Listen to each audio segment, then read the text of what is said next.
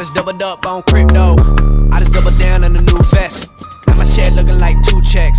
Type of money made me want a 2-step. Who next? This week I be on the moon next. Stock going up like 2x. That's a fast flip. Bang! Needs Knives, I'm Jared, and today we're checking out a new zero tolerance model. I'm very excited about it. Zero tolerance, USA made, the 0512, and it happens to be in one of my all-time favorite steels, Cruwear. I freaking love Cruwear. Cruwear is in my top 5. And if you guys want to check out my top 5, I do have a video on it, and I explain in detail with every single one of them. And I even go over like my favorite budget steels and stuff. So you guys can go check that video out. But Cruwear, why is it one of my favorite steels? Well, I am a sharpener. I love very sharp edges. Cruwear as a steel is one of the highest level sharpness steels you can find. It takes an incredibly sharp edge. The next thing is, and the reason why is because it has the attributes you want for incredible sharpness. It has toughness, a good amount of toughness, like really good toughness, and it has good edge retention. And coupled with both of those, it does really well. Now, the reason why I love it so much is it's this fine edge holding ability. Now, it'll take any edge. Like I can put a medium grit edge, a fine edge, a polished edge. It likes them all. But a polished edge especially holds really well on Cruwear, even more so than maybe some other steels because of its fine edge holding ability. Some steels, if you take the steels from the start of their edge retention until it starts showing wear, right? So like after you sharpen it, how long is it going to stay sharp until it starts showing wear on the edge? Say it's 100%. Cruwear, a majority of that 100% is its fine edge holding ability. Now, it does not have a very long working edge holding ability, but I'm fine with that because I love me a nice, or I love a very, very sharp edge, and also something that I can hone and strap back and keep bringing back. And Cruwear is just one of those steels. Love it, love it, love it. Love this brown coating too. We have a titanium scale with lots of milling. Then a titanium liner under this beautiful micarta. Freaking love this micarta. You can see it's aged a little bit. I did take a little bit of B-roll before I started testing it, so I'll show you guys that. Now, there is another model that, well, first off, there's a fixed blade. I'm not sure if this is like a representation of an auto version of that one, but there's also the Launch 19, which is not the same. Obviously not the same. But if you're looking for something, you want something in the same ballpark, this is kind of it. A little bit smaller, CPM 154 instead of the Cruwear. We have aluminum body, right? So this is very, it feels, you know, similar. This is G10, not micarta. But again, extremely, well, I don't know if I said that about this yet. This is one of the most ergonomic knives I've tried in a long time. This is so comfortable in the hand. This is a workhorse to me. I think this is a beautiful example of a tough knife, and I'll get in more into that in 1 second. This is a little bit more EDC, but still, just the same, this is a very tough knife. Mine is still absolutely bank vault solid. It hits really hard. This one, though, I'll say this. This thing kicks like a horse. I mean, it has, listen to this. This thing has power, Jack. This thing will fly out of your hand if you don't know it. It's like a ProTech. Listen to that. Let me grab the mic.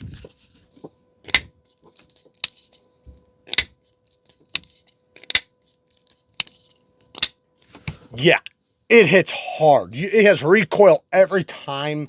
Like I said, you can even feel the spring when I go to close it. Like I can feel the tension. So you want to be careful if you're going to close it one-handed like me, because it will, you know, you will let go sometimes and it might fly out of your hand.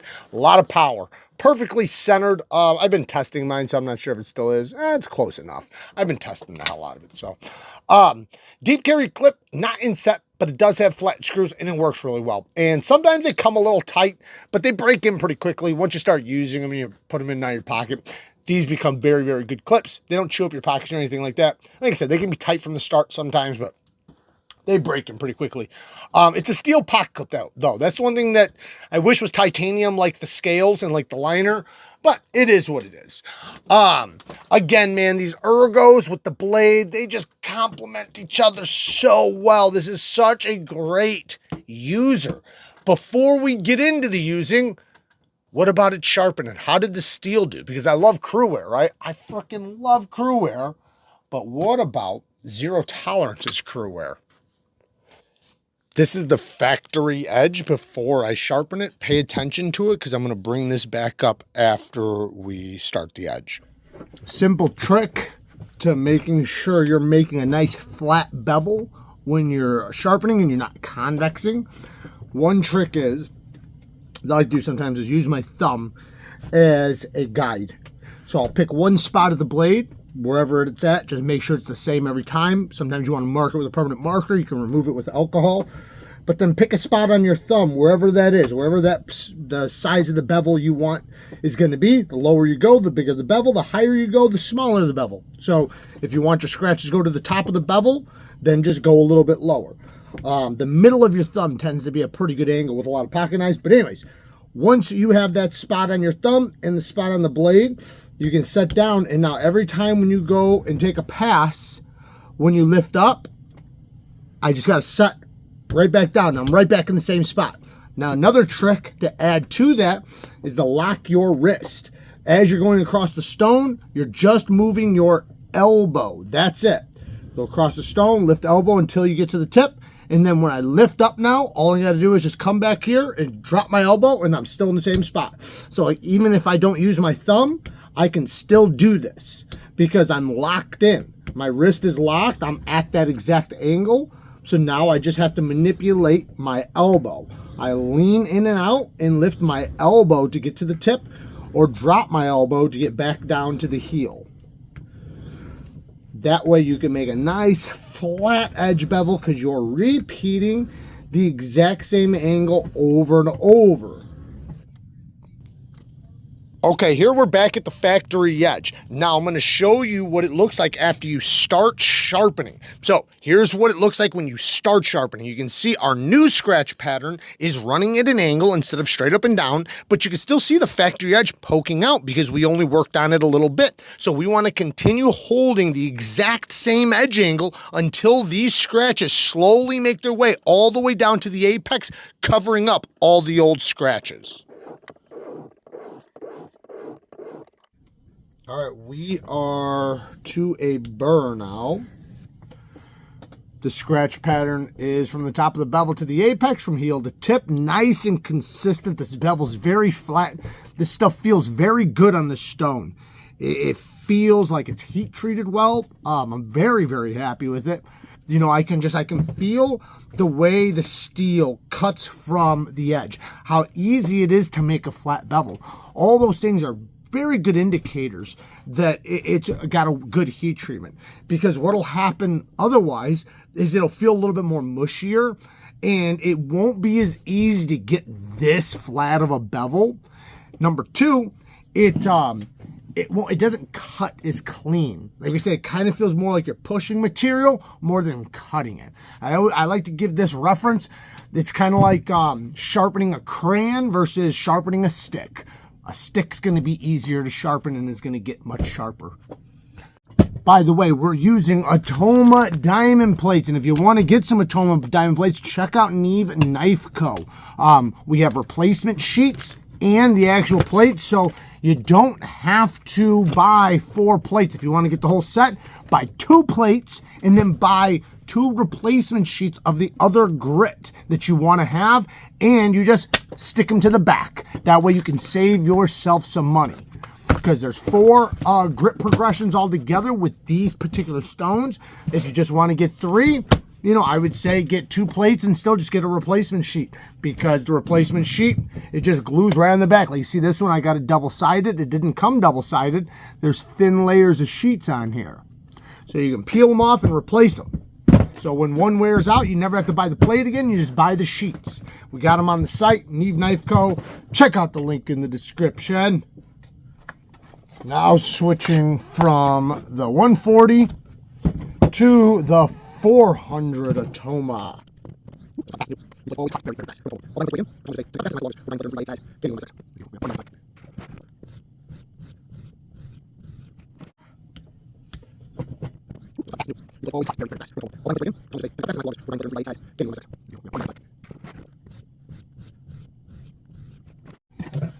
Moving to 600.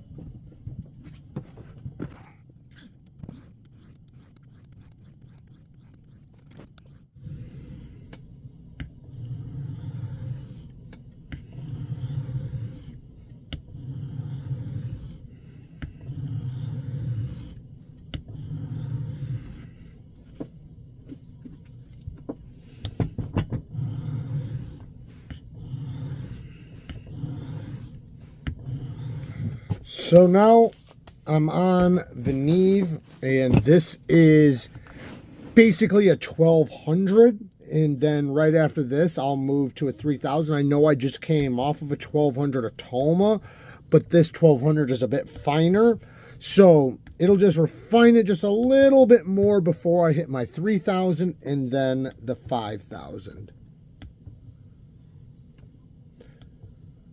These bonded diamond stones with a steel like Cruwear, just, they really bring out that nasty level of sharpness that you don't get from any other stones. 3K, let's go. This is going so good, man. This is sharpening up so nicely. Getting that fire edge on here.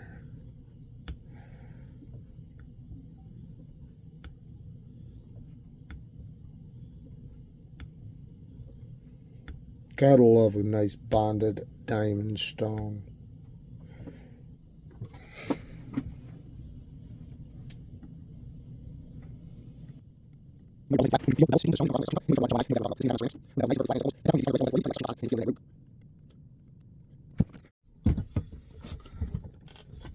Last stone, 5K, here we go.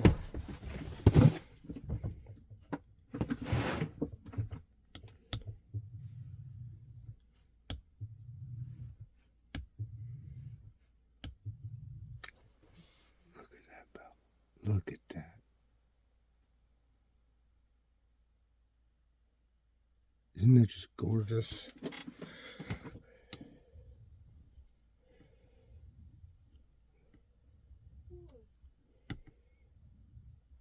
Half a micron stroppy stuff, diamond emulsion. I have this stuff also on the Neve Knife Co. site. Definitely go and check out what we have on the site. I'm going to try to put my most recommended sharpening supplies and stuff like that on there, along with our own knife designs, which we have one coming here really soon.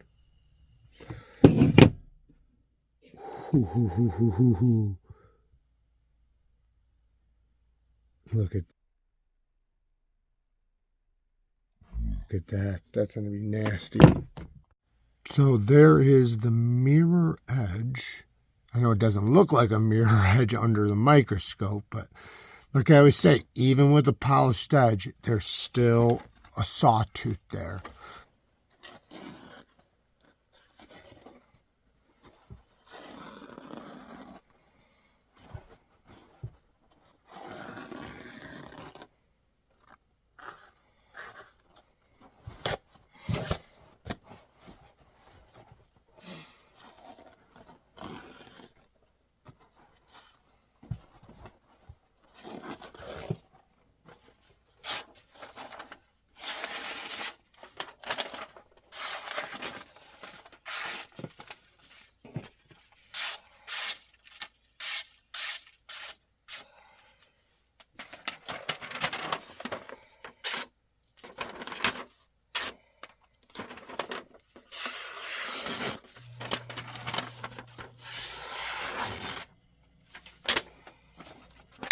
After all that, I think, I haven't done a controlled edge retention test on it. You know, I've done a lot of cutting with it, but I haven't done a controlled test with it. Maybe I will, but I will say it felt incredible on the stone. The results were incredible. The results kind of speak for themselves. for itself. It just, this thing came out so incredibly flat, the bevel. There's a couple little spots, like right here in the heel, was a little bit of a different ink, not different, yeah. It was a little bit of a thinner grind right here in the heel. So it did make it a little more difficult to hit this little area right there, which is fine. It'll come out in the second sharpening. Not a big deal. I know I'm not worried about it. I plan on sharpening it anyways. And it's not going to affect anything, and it's still just as sharp, and I still was able to apex. So it's not going to affect anything. I did hit a little bit back here on the coating. That was more my fault because I did have room. The plunge grind is out of the way, so that was my fault, not theirs. You know, just me rushing, you know, I'm not feeling good. I'm sick, you know, and I'm sharpening and stuff. So it is what it is. Doesn't matter. Like to me, like little things like that on this particular knife, on something I'm going to consider like a workhorse, it's just character. Now, don't get me wrong. This for somebody else might be like a prized possession knife that they don't want to get a scratch on. And I respect it. I understand it, you know, but zero tolerance to me, for me, I look at them as a workhorse. I look at them as like a military knife, a police officer knife, just a tough knife.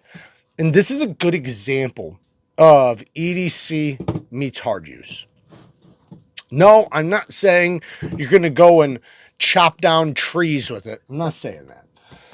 I'm saying that the geometry of this blade is tough enough for the tough stuff. The ergos are comfortable enough for the tough stuff, but it's slicey enough to you know, to get you by. Grab my stuff. To get you by with just about anything you're going to cut. Now, the blade stock thickness is 156 thousandths. Pretty thick blade stock thickness. Originally, it was 23 thousandths behind the edge. After sharpening, we're looking at about 25 thousandths. Yeah, about 25 thousandths behind the edge. So it's a tough edge. I did lay back my edge bevel, by the way, guys. It was 23 thousandths from the start. So, you know, after, oh man, that thing is so sharp. Woo, that is sharp. You know, after laying back your edge bevel, it's obviously going to get bigger, but I love the tip. I can easily get to it. The belly's got plenty of belly if you wanted to do some skinning. My card is not the best for that type of stuff because it can get stained, but if you wanted to, you could. But, you know, you can do anything you're going to do with a belly, cut down on a flat surface like ropes and stuff like that. Because of these ergos, you can get a lot of power into your cuts very comfortably. It passes through materials pretty well. It's obviously not the sliciest knife, you know, but it's slicey enough. And when you couple with these type of ergos, massively improves its cutting performance. Like if you could take something that's 10 times slicey, give it an uncomfortable handle or a super thin handle or something like that, and it doesn't cut very well. And it's just because you don't have the leverage and the power behind it. When you get something like this where you got power behind it, it makes something like this cut like a dream. And also, you know, I feel like this is, you know, this could be used for, you know, defensive purposes.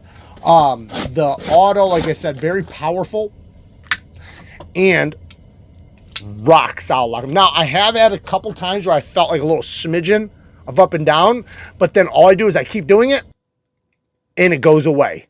So what that's telling me, at least as of right now, since I've been using it, like right there, man, nothing. It tells me that the lock is continuing to engage stronger and stronger and stronger, which is exactly what I want to see. I see too many button locks, too many autos, stuff like that, where they'll start getting some up and down and it never gets better. It only gets worse. And also, you know, even if you, like, say, once you start feeling some wiggle, like it's almost like the wiggle just gets worse the more you wiggle it, telling me that the plunge is not engaging. The plunge lock, that little spot right there, is not engaging behind the tang deep enough. This, I can tell it's consistently pushing just like how it should be, making it stronger and stronger and locking up. So if I push down on it and you get a little room behind the tang, or if I go this way and I get a little room behind the tang, it just sinks in stronger. Love to see that. Like I said, it is a damn bank vault. And anytime I ever feel any movement, it instantly goes away.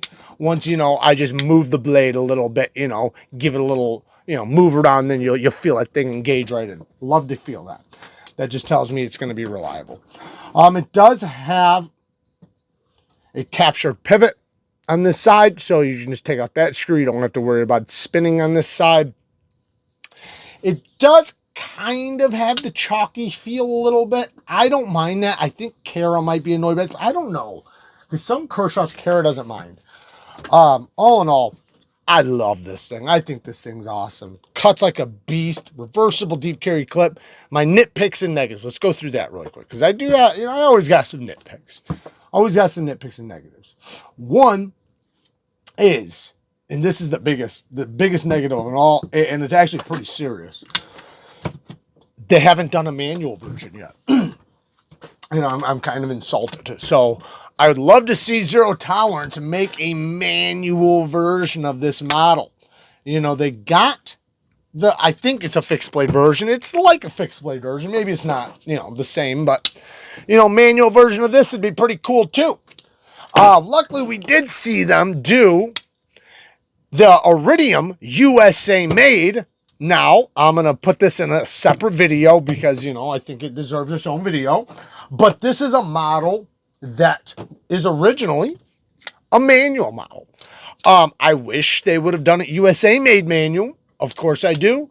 But I love autos too. So I get it. Like, I'm not crapping on that.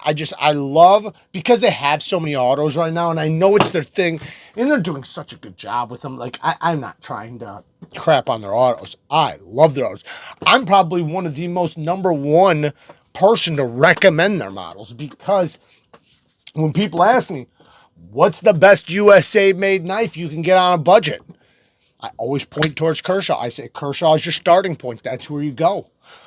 Because I can't think of anything else better quality for less, so they do an amazing job. But I would really love to see, just because right now we are truly looking for affordable USA made manual knives, and they did the Bel Air. They did a bang up job. I know that thing did well for them.